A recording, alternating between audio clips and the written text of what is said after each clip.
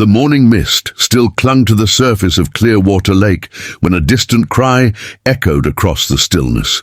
Faint, desperate, and human. Moments later, something powerful cut through the water with purpose. At first, it looked like just a ripple.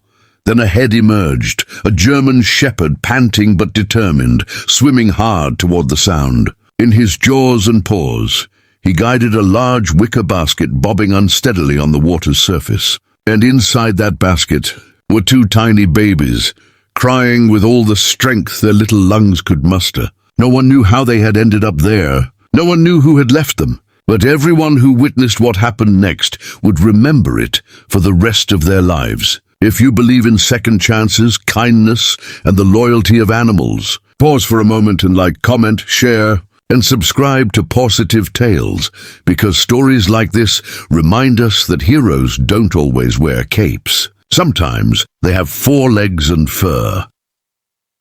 The story began on a summer morning in the small lakeside town of Millbrook. It was a place where days passed quietly, where locals greeted each other by name, and where the biggest drama usually involved a fisherman's tale about the one that got away.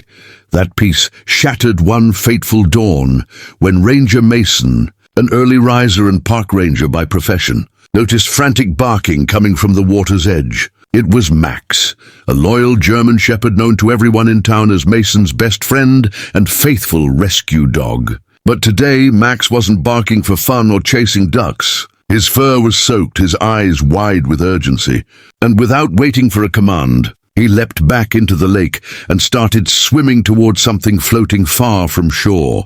Mason followed, confused and concerned. He squinted into the haze and saw what looked like a basket, but it was too far to tell for sure. Max paddled furiously, driven by something instinctive, something primal. The basket bobbed dangerously, dipping lower with every wave. And then Mason heard it too, the unmistakable sound of babies crying. His heart clenched. No, that can't be, he muttered as he sprinted to grab a small rescue boat. By the time Mason reached Max, the dog had already placed his paws on the basket, steadying it to keep it from flipping. Inside, 2 newborns, no older than a few weeks, wailed helplessly, their skin pale and lips trembling from the cold water spray. A thin brown blanket lined the basket, but it was soaked through. Mason's hands shook as he lifted the basket into the boat. Max scrambled in beside it, refusing to take his eyes off the tiny humans he had just saved. It was as if he understood the gravity of the moment. They rushed the babies to shore, where Mason wrapped them in his jacket and called for help. Paramedics arrived minutes later, and the babies were rushed to Millbrook General Hospital.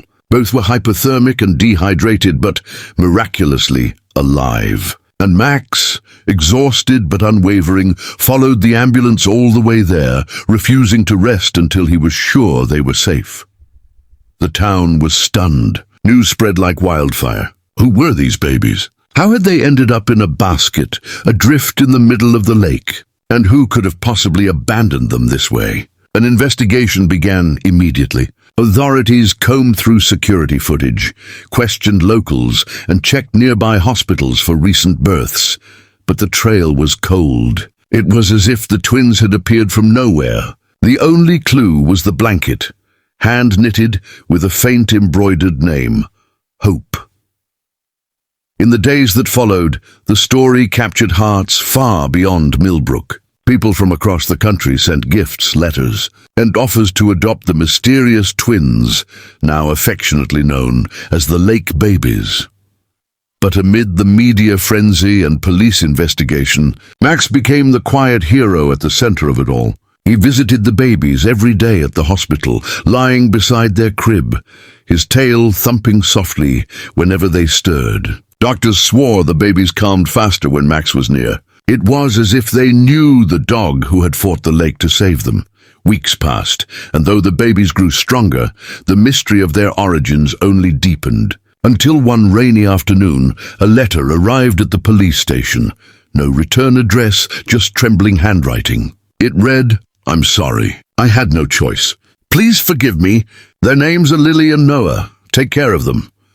The police tried to trace the letter, but found nothing. Whoever wrote it vanished again into the world. Yet even without answers, something remarkable was happening. Max's bond with Lily and Noah deepened with every visit. When they laughed for the first time, it was at the sight of Max clumsily rolling on his back beside their crib. When they learned to crawl months later, they followed Max's wagging tail across the hospital floor.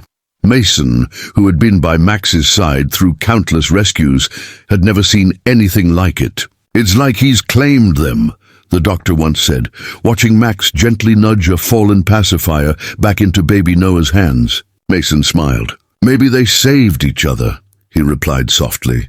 Eventually, with no family stepping forward, Lily and Noah were placed into foster care. Mason, who had spent sleepless nights thinking about them, knew what he had to do. He filed for adoption. It wasn't an easy journey.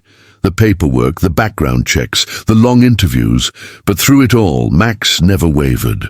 And when the day finally came, and the judge approved the adoption, Max was there too, tail wagging furiously as if he understood that his family had just grown by two tiny hearts.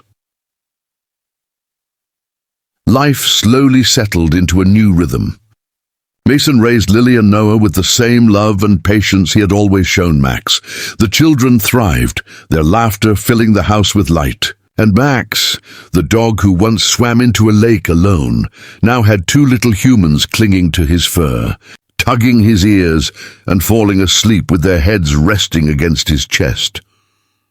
As the years passed, the mystery of their past remained unsolved, but it no longer mattered. What mattered was that two abandoned souls had been given a second chance, not because of luck or chance, but because a dog had followed his heart into the water. One summer evening, years later, Mason watched the twins, now happy, playful children, toss a ball for Max at the lake where it had all begun. The water shimmered in the setting sun.